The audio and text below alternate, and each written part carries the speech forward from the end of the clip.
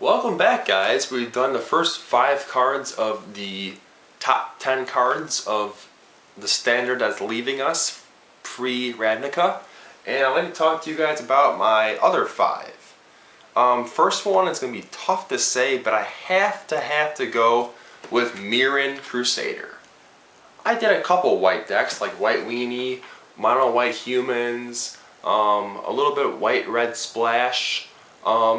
Yeah, I used Angelic Destiny and all the swords in my deck, like 2 of each sword. And this guy's good. Double Strike, Pro Green, Pro Black. Kill spells don't kill this guy. I know Geth's Verdict and Tribute to Hunger kill him, but this guy don't die to kill spells or removal spells. Well, I mean, O-Ring does and Day of Judgment does, of course. But when this guy comes into play, it's a little scary because he's coming for 4 power when he attacks. So I would equip a sword. He's a 4/4 with double strike plus those abilities.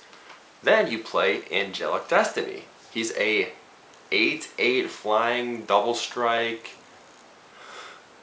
The sword ability, that's pretty scary. So you attack for 16, and the sword triggers, and you win.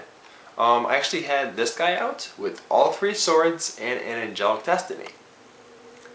That's a lot of power. That's 12 power, so 24 with double strike. And this guy could totally wreck you. He's always been good in white decks, of course.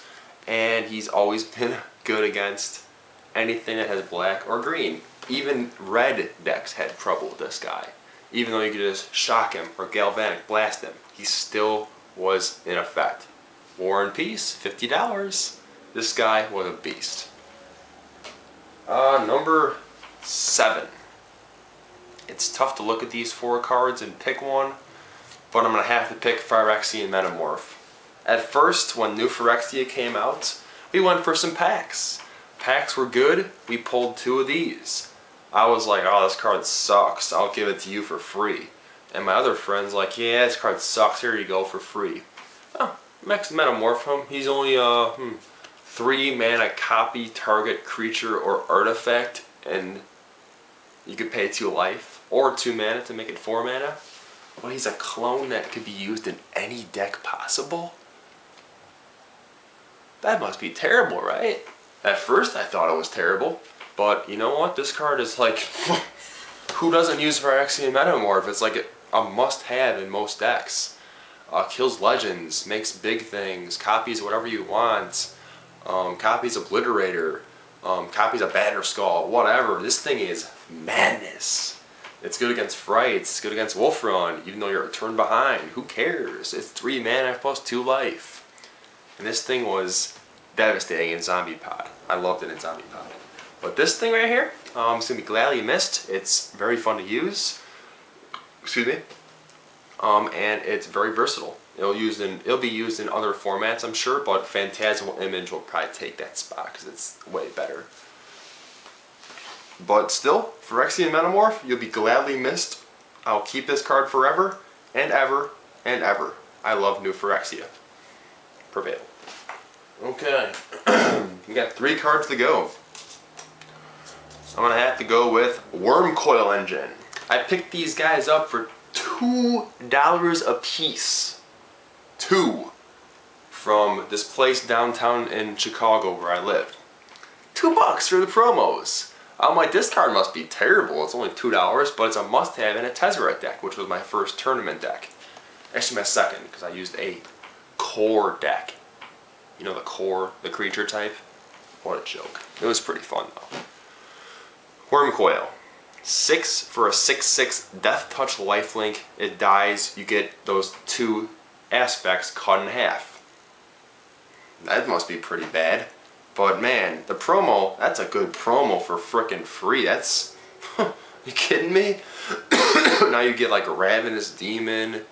Like what the hell, like a Moonsilver Spear. Like, I wish I had this instead. But Wormcoil was used pretty much in every single deck, even zombie, like black-white zombies used him because he's so versatile. He's a beast for 6/6 for 6. Holy shit! Get this guy on the table. He's a beast. Bring him out, he's a win condition. Bring him off the table, he sucks. Wormcoil Engine, You're one of my top favorite creatures of the Besieged and M12 release. I'll miss you. Yeah, 2 to go. 2 to go. And that must be Gideon Jura from Eldrazi plus M12. He's like the most unique planeswalker, I think, because he's a creature. He attacks. He wants you to attack him, kind of like Vraska, where they get killed. Actually, that you don't want to attack her because then they'll die. So this guy wants you to attack him. If you attack him, he'll lose loyalty. But then he could minus ability and kill you. Plus, he could go 0 and be a 6/6 prevent all damage to me and swing for 6. So if you want anything to get yourself back into the game when they have a board full of creatures out, Gideon was the man. You attack me, I block. I get myself back in the game. If he still has loyalty, I kill a creature and lose his loyalty. Or I could just come in for 6, or I could, Day of Judgment, activate him to be a 6/6, swing in for 6, and I'm back in the game. Good old Gideon. And that last ability is 0, so you can just do it whenever. Gideon will be gladly missed. He will be used in a Boros way for Gatecrash when it comes out, but this version is pretty freaking awesome, and I will gladly miss this guy. He's in my EDH deck, and he's only $5. Pick him up. Now, I'm not really going with the Powerhouse card for my 10th one. It's going to be Precursor Golem. I always use this guy as a one-of in some of my decks, like Tezzeret, Raid Extractor. I use like a 5-color Control Legacy deck. And this guy was awesome. Even in Splinter Twin, this guy's awesome. You make a copy of him, you get 2 tokens. You attack with a copy, you get the 2 tokens still. And you got 5 mana cost for 9 power. Drawback. Vapor Snag, you lose 3 life. Doomblade, you lose your creatures. Guess Verdict, you lose all 3 of your creatures. It sucks. But 9 power for 5 mana, you can't resist that face of those 3 golems. It's so cool. I use this in a Splicer deck. Even though they wipe my board with a single Volt Charge, this guy won me a game where I did, I think, like 50 damage with like 20 different golems. Precursor Golem, I will so much miss you. You were so much fun. Last card I was talking about. I don't have it anymore. I traded all mine in. I had a cart full of 50 cards. 50 cards for a penny. This card was so bad. Everyone's like, oh, this card sucks. Oh my god, this card's terrible. Me, I'm like, this card's awesome. I would always joke about, like, I'd use this card for any situation. That last point of damage, this card's the best. Oh, I'll kill your Titan with this card, plus Dismember. Good little Gut Shot. I don't have it on me because I traded it in, unfortunately. But Gut Shot, it was like a penny or 2 pennies. Uncommon. No one used it until finally Innistrad's like, hey, you know what? Gut Shot kills everything. Anything that has 1 toughness dies to Gut Shot. And then you use Dismember plus Gut Shot for a Titan that's 6 life and what, 1 mana 6 life to kill a Titan? You're gonna take 6 anyways, who cares? Use them both. Excuse me. But Gut Shot was so versatile and so unique that it just wiped out any little problem. I had 50 in my freaking cart for a penny a piece. 50 cents plus shipping was like $4. $4 for 50 cards that turned into $3 to $4. I could add $150 to $200 store credit. But no, I didn't do that. I was like, ah, forget it, it sucks. Then I'm like, you know what, it's good. I should have done it. Instead, I bought like the Fog deck. I bought the Fog deck, Turbo Fog. So, I could have had a lot of money there, but I love that card to death. Gut Shot is my favorite unique card of the set. It will always be my favorite unique card.